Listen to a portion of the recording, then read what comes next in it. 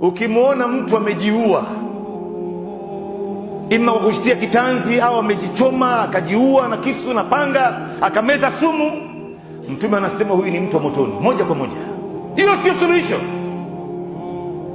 Ndio dini yetu imeweka suluhisho ya kila jambo. Miongoni mwa mambo ambaye imetuweka mbali na dini yetu Waislamu, tusiweze kuongoka na tusiweze kuwa na msimamo, na imetufanya tuwe mbali na Mwenyezi Mungu, ni marafiki wabaya. Mani'u suhba qurana as-su, marafiki wabaya.